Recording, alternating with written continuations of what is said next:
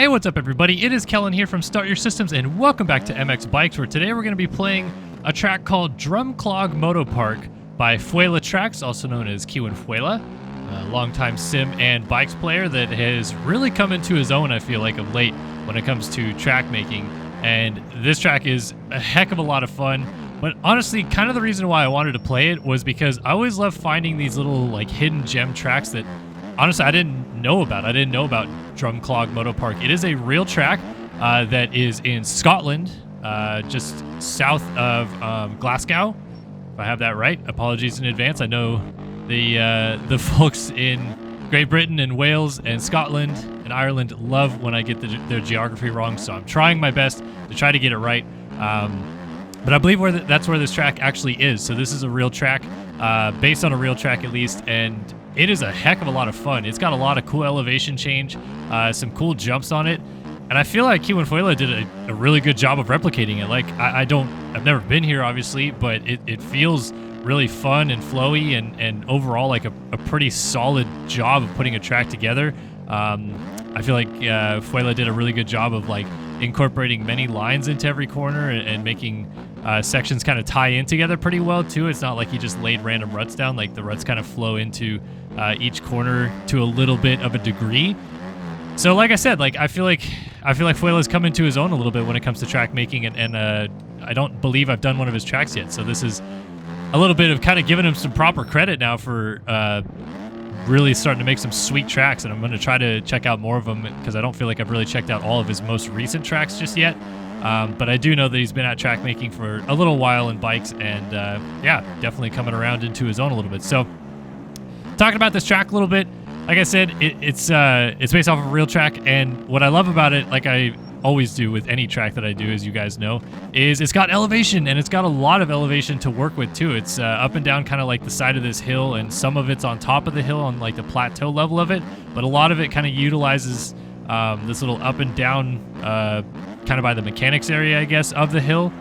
As we come flying down this hill, really big braking bumps into this corner. I'm probably going to get a lot of this wrong. But yeah, the elevation I feel like works really well, how it's tied into the track.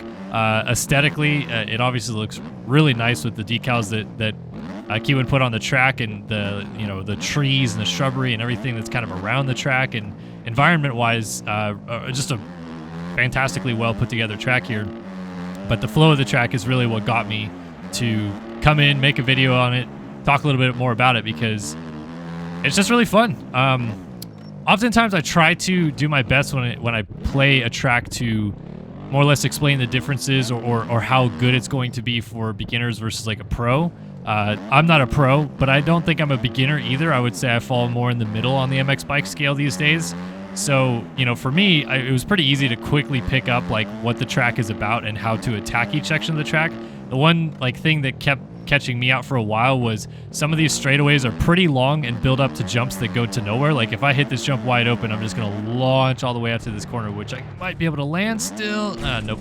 But like if you don't know the track, if you've never been to this track or seen it before, you might think that some of these straightaways lead into these huge hits or something like that.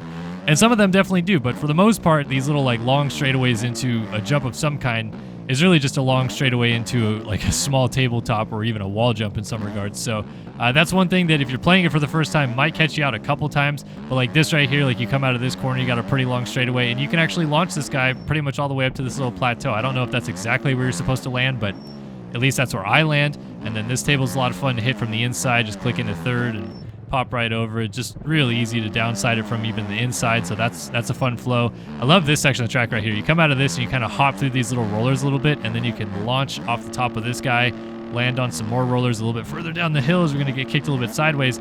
And then Kellen even did a good job on this little like scrubber jump to make it so the right side of the track is like lower. And again, I've never actually like seen this track, but my guess is that in real life the track gets worn down on that side of the jump because people take a little bit of excessive liberties with the side of the track, and eventually the track gets worn down so you can just kind of like scrub off the side of it. If you've ever watched like test track videos at a supercross track or something like that, no doubt you've seen riders do that before on like triple jumps or even like little wall jumps that they include on supercross test tracks, because at the end of the day, those guys never seem to really be training for like the the toughest conditions on a Supercross track. They're just trying to put in motos and you know, feel out bike settings and fitness and other things like that. So I think that's often why they take those liberties like that, because you're never going to really see that on a real Supercross track, nor will you see it on like a real motocross track at a national level at least. So just one of those things that happens either on a test day or at the local level like this track does right here. That it's kind of cool that he decided to include it, because it's definitely a little bit more detail, I guess, that didn't need to be included to show off this track properly. And I thank him for considering doing that level of detail for this track. So yeah, overall, really good flow on the track. Feels really solid and well put together in terms of like a environment and the way that the track is laid into the ground and everything like that. It doesn't look like it's awkwardly above on a different level or chipped into the side of the hill weird or anything like that.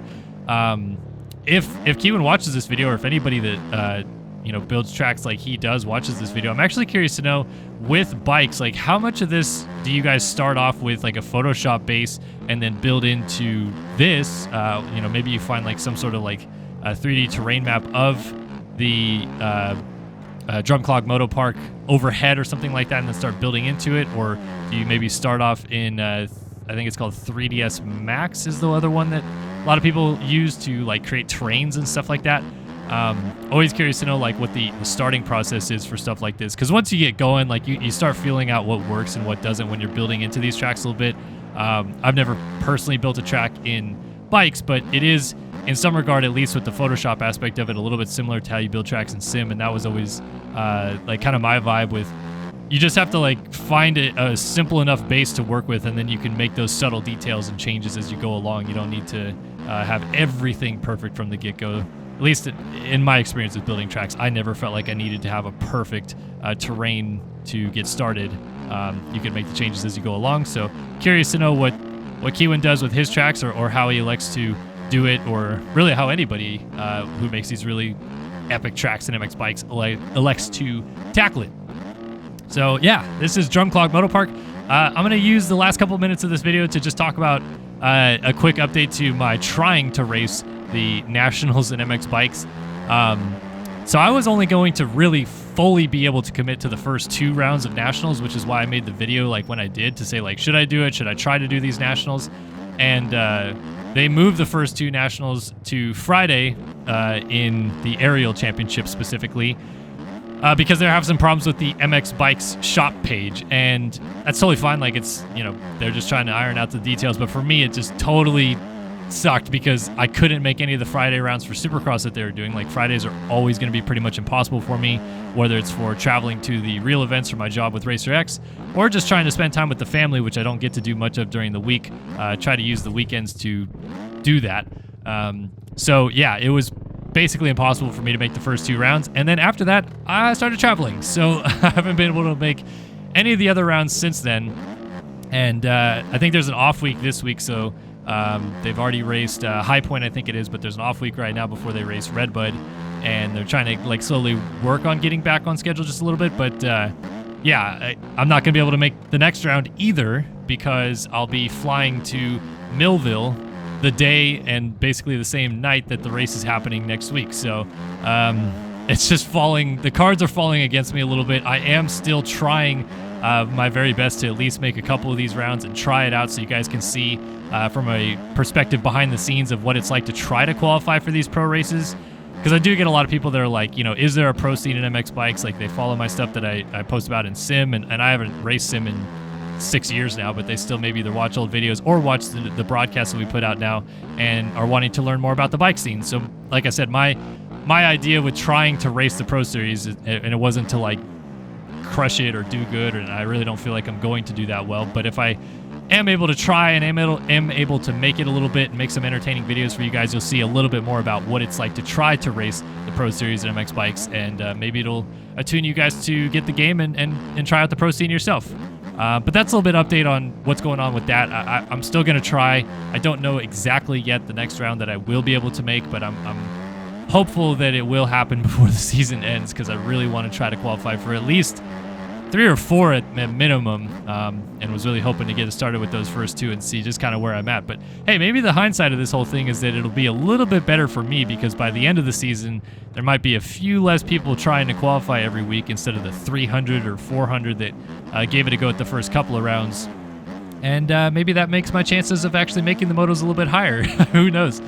But yeah, we'll see. Anyway, that's update on that. And this is Drumclog Motoparc, track in Scotland, real track that you can download on the MXB mods page. If you guys are looking for a link for this one, you want to try it out for yourself, the link is always in the description for you guys to check out and try out these tracks. But that's pretty much it. If you have any more questions, concerns, anything like that, please be sure to hit me up in the comment section below. Very happy to help out with anything you guys have MX Bikes related, even if it's beyond that. You know, just downloading this track or whatever. If you guys need help with some other stuff, always happy to help and try to help out where I can. So that is Drumclog Motoparc, and that is another video here on Start Your Systems. Hopefully you guys enjoyed this one. As always, appreciate the support on all the content we put out, and I hope to see you guys in the next one. So long for now.